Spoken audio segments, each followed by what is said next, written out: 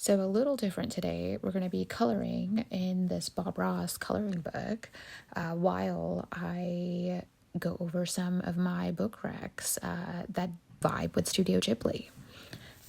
So I got this Bob Ross coloring book at Christmas, I think, at our work party or something. I don't know. Basically, it's paint by numbers and it had Bob Ross's vibes on it. So of course I had to have it. So let me just color through it. So these are markers that we're using, and I got them. They're the Ohuhu markers, by the way, which I do really, really enjoy.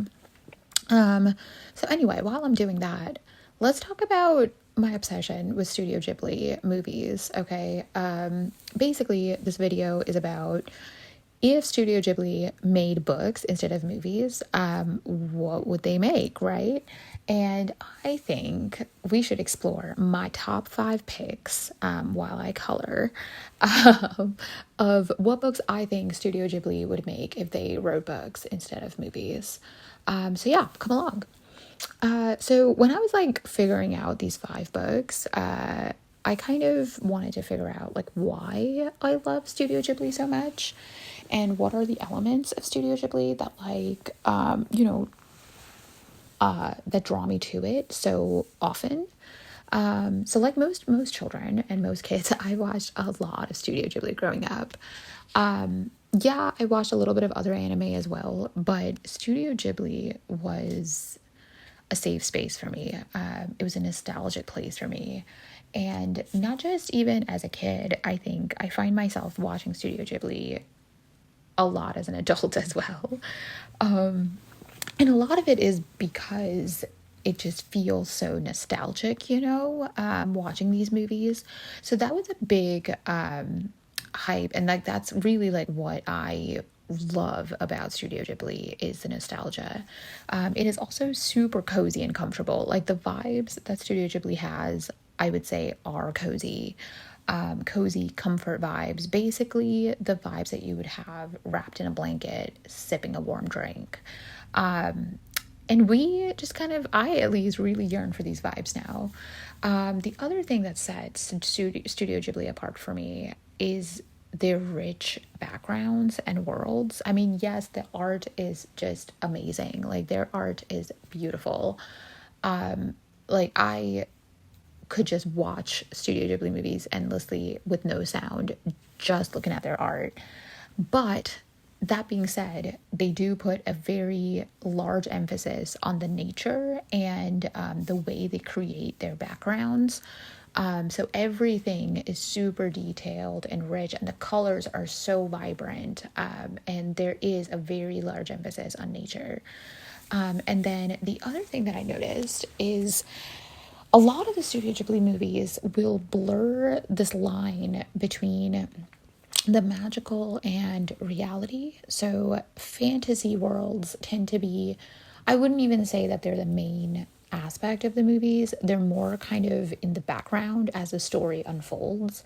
And there's this vague line between reality and magic. And a lot of the time, or at least what my experience was, that I'm constantly wondering, is this real? Is this not real? And I just love that aspect of it as to how vague they are between the two.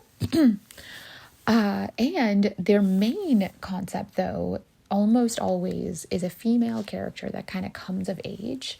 When I think of Arrietty, again, strong female character. Spirited Away, strong female character. Kiki's Delivery Service, oh, Kiki, so good. Again, very strong female character. And they kind of come of age during this movie, and they're dealing with very big life adult feelings and obstacles that they kind of have to navigate. So I would definitely say that the vibes of Studio Ghibli tend to be more cozy and comfortable. They tend to have lots of rich backgrounds emphasizing nature. They tend to blur this line between fantasy and reality quite heavily. And more often than not, their main characters tend to be females, and their storyline tends to be character driven and not so much plot or even magic driven. It's very much focused on the characters. So yeah, like I love the vibes of Studio Ghibli like so much. So I'm glad that let's continue this conversation and explore more. So the first book on my list of 5 books, I suppose, that really encompass the vibes of Studio Ghibli is The Bear and the Nightingale by Katherine Arden. Now, this may seem like a weird pick, but honestly, it's not. It is like a Russian fairy tale retelling, and it's beautifully told for sure. However, what really got me and what really put this book on the map for me was that Katherine Arden just told winter.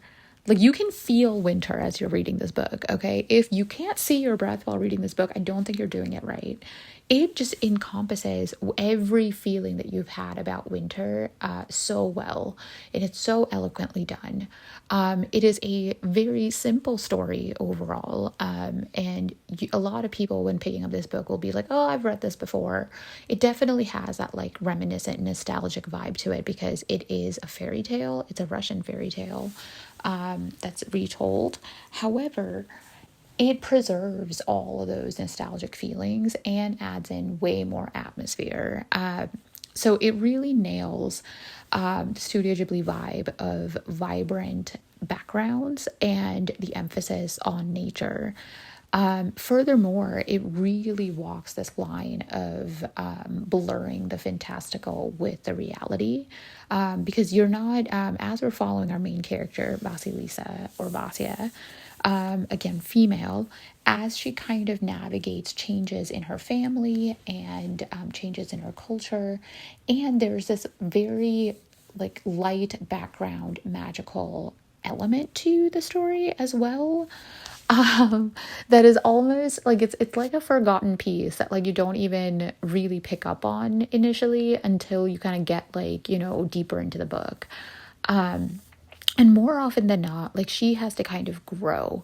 So the book is like focused on Vasya's trials and tribulations and how she grows to kind of navigate the changes that her family is going through. And the emphasis and the eloquence in which Katherine Arden has portrayed winter, it just nails the Studio Ghibli vibes, okay? Like, I know Studio Ghibli, most of them tend to be set in much more spring, summery vibes, and winter is kind of a departure from that. But for the most part, trust me, this is how Studio Ghibli likes to do movies.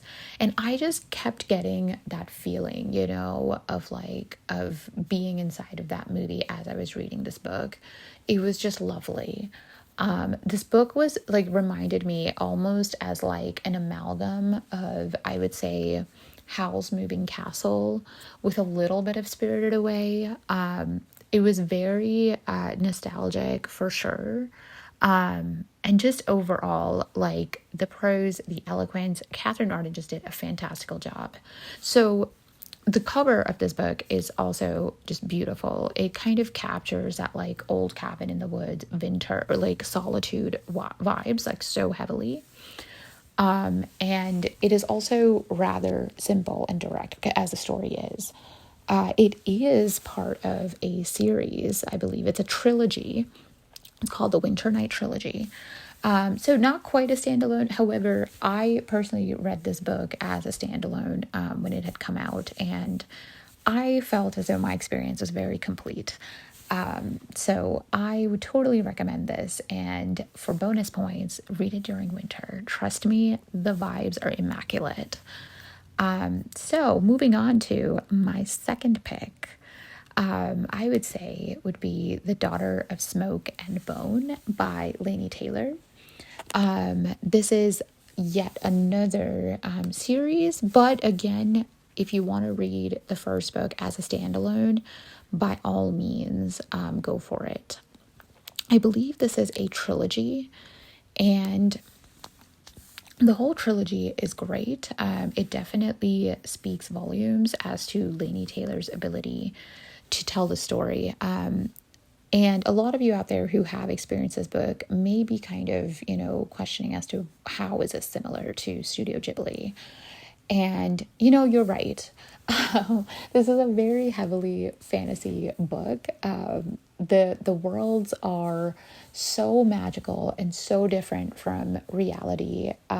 There's very few things that are kind of joining the reality with the magical. So I would say the line isn't as blurry in this book as I would prefer it to be, I suppose. Because Studio Ghibli really likes to walk that vague, blurry line between the magical and the reality. So this book, not like it is very magic heavy for sure, but most of all, I think it's Laini Taylor's writing style and just writing skill. Laini has crafted each sentence artfully, and you can feel the prose as you're reading this book. And there's honestly, like, I love Laini Taylor as an author. She's an immediate buy for me. The moment she brings out another book, I run to the bookstore. It is that good. And even if you don't vibe with the story as much, or the character isn't as whatever for you, trust me, her writing is just perfect. Like, she does such a great job of her prose. And I would say, because she is a lesser known author, I would say she's not as popular as many other mainstream authors. However, I would say if you liked The Invisible Life of Addie LaRue by B.E. Schwab, those are the same vibes. Each sentence is crafted very skillfully. The prose are delivered with such an emphasis on the reader's experience that I will read like anything Laini Taylor writes at this point. And that's largely why this book is also on this list. It's the way the story is told, and not so much the story itself. It's very reminiscent for me of Studio Ghibli because of, like, Studio Ghibli, as much as, like, yes, the stories are very moving and poignant. A lot of us, when watching it, our takeaway tends to be a feeling. It tends to be an experience. It doesn't necessarily is the plot points, or, like, you know what I mean? Like, oh, like, was really a great plot twist or whatever. I mean, yes, they are also there, but the main experience of Studio Ghibli is this feeling that the viewers have. And that is what Daughter of Smoke and Bone delivers, I feel. It's this feeling of being part of something bigger, something more magical, something esoteric that you can't really put a finger on. Like, I don't know why I like Daughter of Smoke and Bone, just the way I don't know why I like Spirited Away or Kiki's Delivery Service. So this book, I would say, of the movies that I have watched, it is super similar to Kiki's Delivery Service, as similar as it can get. It is not as heavily ensconced in the real world, but the real world does play a very big part of it. You do follow a female main character named Karu as she navigates this fantastical world where human teeth are seen as currency for wishes. And if that doesn't get you to pick this book up, I don't know what will, really. So the fourth book on this list, did I say four? I definitely mean three. The third book on this list is Tress of the Emerald Sea. And I know all of you guys out there are shaking your heads. I get it.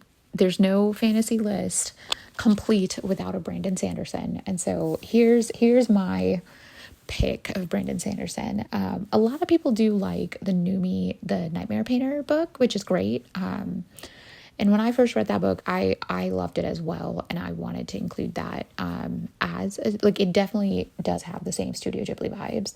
However, I recently read Tress of the Emerald Sea, and I had the same feelings that I do when I watch Kiki's Delivery Service. It's like the vibes were the same, and I don't know. It's just a very wholesome movie, or like in the book is very wholesome as well. So in some of Brandon Sanderson's interviews, you come to kind of find out that he got the inspiration for Tress of the Emerald Sea while watching The Princess Bride, which is just fantastic. Like I have no words for it. It's great that this is what he had come up with. So this is a retelling of The Princess Bride, and basically you follow the main character Tress through the various seas that are comprised of these spores. So anyway, so there are some magical elements to this book, as because it's Brandon Sanderson, so of course there's going to be fantasy magical elements. And as you're following her, you kind of come to learn more about her and how capable she is, and how she's also growing and learning about herself as she overcomes various obstacles in an attempt to save her prince, like quote unquote. And it's beautiful. It's beautifully told. The line between the fantasy and the reality is pretty distinct, I would say. However, the story is very much grounded in reality. Tress's world is very similar to our world, and it is further emphasized as she navigates these very normal obstacles that almost everybody encounters. So she's a very approachable and likable character as well. And it's very relatable, all of her issues that she's experiencing. So overall, this book I felt was very much like Kiki and the Delivery Service. And as Kiki is put in this new environment of the bake shop, and she's kind of navigating her own life, Tress is similarly navigating the various seas that she has to surpass to get to doing the saving at the end of the day. And naturally, like, just Brandon Sanderson's skill with the language is also very discernible on this book. This is a standalone, so I would urge you to pick this book up. It's great. It delivers exactly what it sets out to do. And it is very wrapped up. Like, it gives you a very nice, satisfying ending. It's an enjoyable ride through and through. There's not really any criticism that I have to offer it, and that's largely why I feel that I put Tress of the Emerald Sea on this list, because it does invoke that cozy, comfortable blanket vibes. This is the book that I would choose to curl up with on the couch on a lazy Saturday. And this is like the book that you can easily digest in an afternoon or a day, I would say, as well, similar to a Studio Ghibli movie. And it's just so nostalgic, like The Princess Bride, so nostalgic, right? So it is just perfect. So getting to my fourth pick on this list, and this is going to be a little bit different and probably unexpected. So my fourth pick is Memoirs of a Geisha by Arthur Golden. So I know all of you out there are like, oh my God, this is not even a fantasy book. And you would be right. It is historical fiction. So, but a lot of the times historical books do feel like fantasy, or at least they do to me. But this one definitely does, because you're exploring the entire culture of geishas and the tea houses. And this used to be a very real part of Japanese culture. However, most recently, it is not as big over there. I still want to say that there are some geisha houses, but I know there's been a lot of differences and a lot of changes to it for sure. So Arthur Golden explores the life of Sayuri. So she is the geisha that the memoirs are about, and he starts the book like you meet Sayuri as a young girl in her little fishing village, and you learn how she goes, how she is kind of, transforms into this very beautiful geisha, and how she learns the art forms and navigates this almost treacherous world. So the vibes in this are very much of, I would say, the life of Arrietty, but also it encompasses some of the Kiki delivery service, some of Howl's Moving Castle, and there are elements of Spirited Away in there as well. So it takes on, like, it's this amalgamation, I would say, of majority of the Studio Ghibli movies that I have seen. And there's little bits and pieces of it, which is why I get the same feeling when I read this book. And guys, I have to tell you, this is one of my top favorite books, and it holds up to rereading for me as well. So it's a very strong pick, I think, in general. And because it is set in history, which we haven't necessarily experienced, especially because it is Japanese culture, it almost feels fantastical, you know, and it almost feels like you're in this different world when you're experiencing and discussing the various aspects of being a geisha or becoming a geisha. I also love Arthur Golden's exploration of Sayuri as a woman. And there's many times where he will depict her as a young girl who has different wants and dreams and aspirations, and as she grows throughout the book, you kind of see how she grows and how her goals and aspirations change and morph, and how she's able to kind of, you know, surpass every obstacle that's in her way. A lot of the obstacles also feel much more relevant to the reader because there's similar things that we can relate with, that we would find within our lives as well. Again, similar to the Studio Ghibli vibes. Like, while the book is set in a unknown culture for the reader, most of the time an unknown culture for the reader, similar to Studio Ghibli, where most of the movies are set in an unknown world, with unknown magical rules, just like in the book, with unknown cultural norms and rules.